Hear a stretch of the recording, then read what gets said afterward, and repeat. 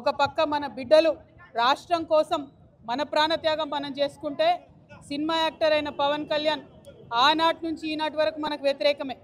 ఇవాళ కూడా ఆయన మాట్లాడుతున్నాడు, తెలంగాణ నాయకుల దిష్టి కళ్ళతోని కోనసీమ పాడైందంటున్నాడు. మనం ఎన్నడూ దిష్టి పెట్టలే. కోనసీమ బాగుంది, కోనసీమ ఎట్లుందో అట్లా తెలంగాణ కావాలనుకున్నాం తప్పితే ఏనాడు కూడా తెలంగాణ బిడ్డలకు మనసు చిన్నగా ఉండదు, పెద్దగా ఉంటుంది, పెద్దగా ఆలోచిస్తాం. మేము ఇప్పుడు కూడా చెప్తా ఉన్నాం, పవన్ కళ్యాణ్ గారు మా రాష్ట్రం ఏర్పడి 12 సంవత్సరాలు అయింది. ఈ 12 సంవత్సరాల్లో మేము ఎప్పుడు కూడా ఒకటే మాట అన్నాం, జై తెలంగాణ జై ఆంధ్ర అన్నాం.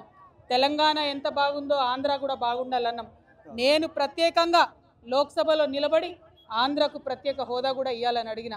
మేము తెలంగాణ వాళ్ళం ఎప్పుడు కూడా పక్కోంది గుంజుకోవాలని చూడం, పక్కోడు బాగుంటే మా కళ్ళు మండయి. మేం బాగుండాలని కోరుకుంటాం తప్పితే పక్కవాడు చెడిపోవడాలని ఎప్పుడు కోరుకోలేదు. మా ఉద్యమంలో ఒకవేళ మేము అట్లా కోరుకున్నట్టయితే ఉద్యమ స్వరూపం వేరేలాగుండే. మా బిడ్డలు ఆత్మబలిదానాలు చేసుకున్నారు తప్పితే ఒక్క పరాయి రాష్ట్రం వాడి వ్యక్తి మీద కూడా చెయ్యి ఎత్తలేదు మేము ఎప్పుడు కూడా. ఆ విషయాన్ని దయచేసి పవన్ కళ్యాణ్ గారు గుర్తుపెట్టుకోవాలి. ఆనాడంటే మీరు సినిమా యాక్టర్ ఏమన్నా నడిచింది, ఇవాళ మీరు డిప్యూటీ చీఫ్ మినిస్టర్, మీరు ఆంధ్రప్రదేశ్ యొక్క ప్రజలను దేశవ్యాప్తంగా రిప్రజెంట్ చేస్తారు.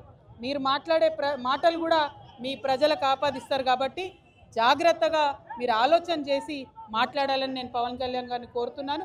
మరి అదేవిధంగా రాష్ట్ర ఉద్యమంలో అమరులైనటువంటి వారికి మరొకసారి మనస్ఫూర్తిగా నివాళులర్పిస్తూ ఉద్యమకారులకు సంబంధించి 250 గజాల జాగా, పెన్షను, అదేవిధంగా గుర్తింపు కార్డు ఏదైతే కాంగ్రెస్ ప్రభుత్వం ఇస్తా అన్నదో డిసెంబర్ 9 నాడు ఖచ్చితంగా అనౌన్స్ చేయాల్సిందే. చేయకపోతే మాత్రం ఉద్యమకారులందరం కూడా గవర్నమెంట్ భూములు చూసుకుంటాం, జాగృతి జెండాలు వాత్తాం, భూ పోరాటాలకు ముందుకెళ్తామని చెప్పి తెలియజేస్తూ సెలవు తీసుకుంటున్నాను. జై తెలంగాణ, జై Telangana. Thank for watching Treenetry TV. Please subscribe, like, comment and share.